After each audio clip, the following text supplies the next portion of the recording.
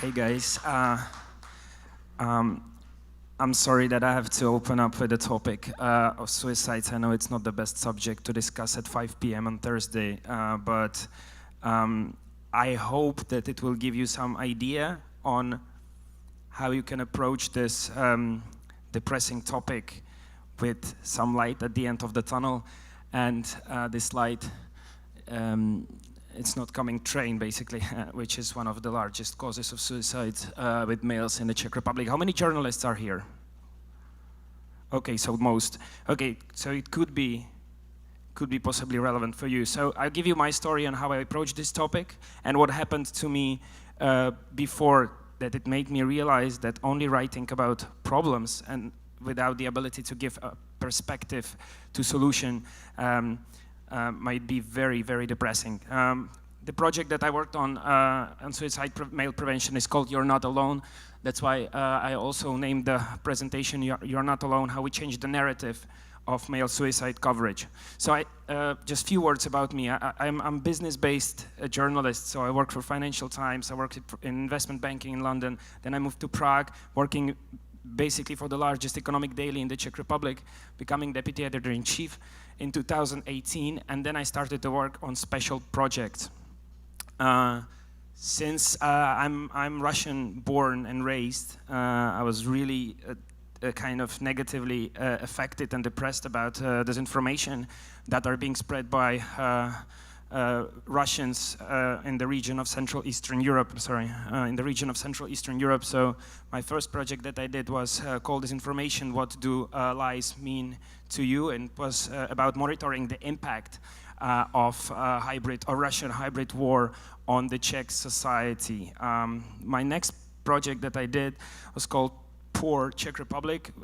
We did a series of stories about poverty in the country because we found out that Eurostat statistics are actually wrong, that there are more poor people than they say. So we created a long read, like it's huge and long and very depressing, and it's about how people are struggling to get out of their miserable situation when they are burdened by plenty of debts, etc., etc.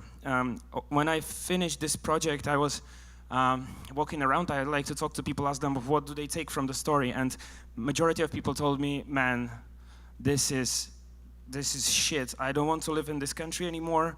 There is no solution to this. I don't know what to do."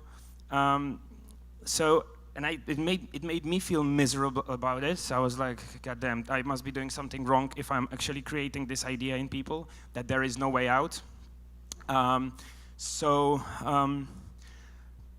That's why I started to think, what can I change in my approach to journalism to kind of deconstruct this idea that only negative news are the ones that are being read. That's not true. That only that people seek only depressing, sensational stuff. That's not true. And that time, Tina Rosenberg from New York Times was in Prague, and she kind of knew about this project, so we met for dinner. Thanks to Lucy, who is here as well. And she said, "Yeah, I mean, this story is amazing, but why don't you do something on solutions journalism? Like, what's that?" And she explained me the concept. And at that time, my friend, a great photographer, David Gaberle, you're gonna see the pictures. He was in Kazakhstan, and he was doing a photo series on toxic masculinity in Kazakhstan, which is quite a big problem there. And then we looked at the statistics.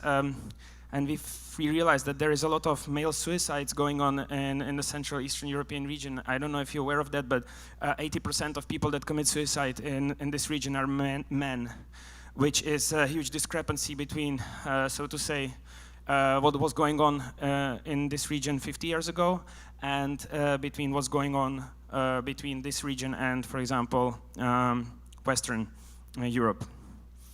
So I started to think, okay, let's do a project on male suicide. It's part of a gender topic, a little bit from the other side, which I like. Let's cover it, and then we started to do it. It took me 3 months It took me 3 months to actually meet these guys because it's a very sensitive topic. People don't want to talk about suicide attempts. People don't want to talk about it in the families. People don't want to talk about it on the TV, in the media, in the society. It's like a taboo topic. I don't know. I read about suicides in Poland, which is a more religious country than the Czech Republic, and here the debate is even more kind of closed. So what we learned from this Smart Czechia, we had great reactions on this project, but it created a huge anxiety and lethargy among our readers. Okay, how to cover such depressing topic as suicides, but not creating this apathy or depression. Well, solution journalism is an interesting approach that we used when covering these suicides. We created a series of four stories. One story presented only the problem. So what happened in the Czech Republic, that 80% of people that commit suicide are men, and then other 3 stories we used solutions journalism perspective. My second story was about how to prevent people from jumping under the train. The third one was on neighborhood centers. I don't know if you're aware of that. It's a place where you can go when you get out of mental health clinic and you feel that that you haven't been helped. And the third one was about male discussion psychotherapy groups. The main problem why men commit suicide is because they cannot talk about their problem. So where a woman has a problem, she is more likely to go and see the doctor, talk to her friends or family, or use medication. Men don't do it.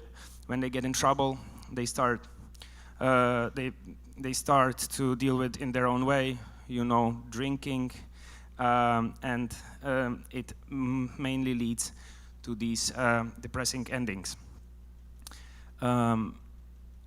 I give you 10, I call it the 10 commandments. I don't know if it's good to call it like that, but there are 10 things I would like to tell you about this project that I learned, mistakes and some successes that can maybe guide you through your solutions journalism work when you will want to attempt to do it. The first thing I would say that I don't work in a small media house. I work among 500 people, and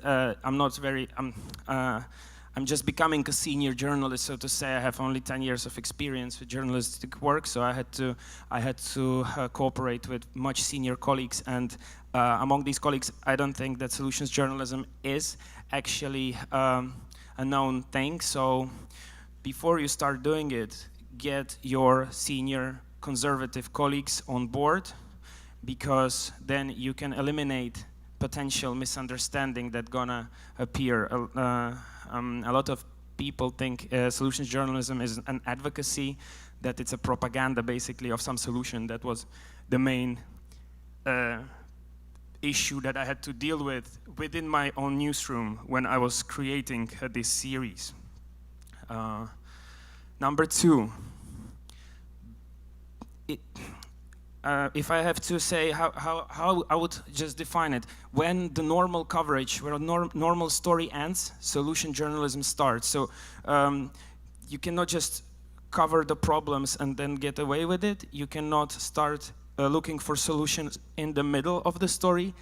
Get your preparation done, otherwise you will lose a lot of time repairing your story when you are writing it.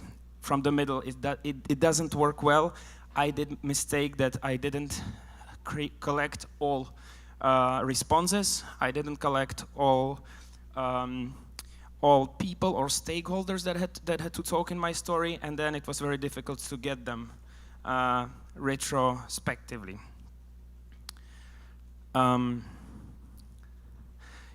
Complication of narrative. Sometimes you feel that, okay, this can help. Let's bend the guns. let's ban the pills, let's create barriers on the railway tracks, and let's put it all in one article. It doesn't work like that. You have to choose one solution and work around it. You cannot put 3 solutions to the problem. You are complicating the narrative for you, for your readers, and it doesn't often end well. Yeah, the advocacy debate. There is a huge debate. It doesn't matter on which workshop you come. There is a question of whether it is an advocacy or not. How you can prevent this debate from appearing in your newsroom. When you are covering solutions, you are showing the what works within this perspective, but then you also have to state the limits of this perspective. When I was writing about the barriers, I took an example from Japan. In Japan, in Tokyo, there was a huge rate of suicides, people just jumping under the railway track, the tube in metros. So they introduced the barriers in metro. So when the train comes, you cannot actually access the platform. 2 doors are getting opened. It's in London as well. So, and there was a major decrease in suicide rates in those areas. So I was like, okay, I'll take this approach. And I knew that some NGO was creating a map of spots on the railway in the Czech Republic that most suicide occur. So I was like, okay, if we put barriers on those spots, it's done. Well, then I started to kind of figure out that it's not true, that it's not really a sufficient method or sufficient solution to this problem, because the corridors are so long that people will just go around it, and you can't really fix it with this. And there is a set of other measures you have to do in order to make this solution work better. So be aware, and I know it's very difficult when you write about something, you kind of start believing in it. So be aware of these limitations that each solution has, and every solution has some limitations. It's just it's not true that it doesn't. That's how you increase your objectivity of your work. Okay, losing track. What happened to me? You start believing it. Don't believe in yourself too much. Question yourself. Consult with your colleagues within your team. Am I doing it right? Am I focusing on something that's not really important? Can you have a look at it? Can you tell me? And also show it to people that are not part of the project. Sometimes it's good. It took us 3 months to finish the series because it was difficult to find the respondents and take photos of it. These are, by the way, the guys that we were interviewing, several suicide attempts, heavy depressions, etc. They didn't want to be seen, so we took photos behind plexi, so you can see actually that there is someone, but it's kind of blurred. So consult it with people that are not part of the project. Show it, I don't know, show it to your friend, just who is from your journalism, for example, environment. Ask him what he thinks about it, or she. Okay, some say, I mean, Tina Rosenberg, I'll say it. Tina Rosenberg says that you can do solution journalism with your phone. Well, it didn't work for me, because when I had to prove the statistics in Japan, I had to actually get someone from city travel department authority. Nobody wanted to talk to me from Europe. Japanese, they don't pick up the phone, they don't speak English, they don't care. So it complicated my story a lot. It took me 1 month actually to find a person that lives there that can speak English and Japanese, and ask him to go for me to this department and ask the questions that I needed to know, and then bring them back the answer to me. So you cannot do it with your phone. Be wise when you decide on which topic you want to cover. Can you do it by the phone, or you have to travel to bloody Japan to finish your story? So be aware of that. It's very important. Okay, this one is tricky. You know, when you call somebody, some stakeholder, be it institution, spokesperson of Ministry of Health or Ministry of Environment, I don't know how in Poland, but in Czech Republic there is not a huge trust between journalists and institutions. I suppose you experienced the same thing. Okay, so imagine you call to the railway authority and you tell them that you are writing a story about suicides on their railway tracks. What do you think he's gonna tell you? Fuck off! I'm not gonna respond. You wanna write a dirty story about our business? We are not responsible for those deaths. It took me quite a while to convince these people that I'm not against them. I just looking for solutions on their railway tracks. So it's not about them not doing their job properly. It's about all of us kind of thinking about what can be done in order to decrease the rate of suicides on railways. The same happened to me with Ministry of Health, because they thought they don't have a national action plan of suicide prevention. Again, they think that I was gonna blame them for that. But it paid off. As soon as I released the material, the ministry contacted me, invited me a series of debates, even invested in some money into. We printed these photos and we had a little tour. So they actually supported this idea. So I mean, now we have a nice, decent relationship with these stakeholders. And even though at the beginning they thought I'm trying to play some dirty games with them. Okay, engagement journalism. There was this talk about engagement journalism, about Hearken. Lucy was so glad to introduce me to Hearken, actually, and I had a chance to debate how to involve people in my story more than I'm doing now. So what we did at the end of each piece, we kind of programmed a little tool where we wrote. It was like a template, and when we wrote, "Please, let's continue with this story together. If you're a person or one of your friends or relatives committed suicide, can you please tell us your story?" Within 2 weeks, I got 200 stories. I didn't have to do anything. They came to me. We are finishing another piece now on people who actually lost one of their relatives due to suicide. So if it's possible, try to bring people in. Crowdsource, engage people. It will pay you off. You get a free story. And the last thing I want to say, sometimes you just have to forget about all the rules. Solutions journalism has 4, but there is quite many rules, I would say. But always think, at the end of the day, always think about the reader, because don't be too dogmatic about the rules. The story is always the most important. So use your journalism instinct when you cover it and write it. And when you write it, don't think about the stakeholder. Don't think about the people that wanted to commit suicide. Don't think about your colleagues. Think about the readers. And I think you will be fine. Okay, that's it. Thank you very much.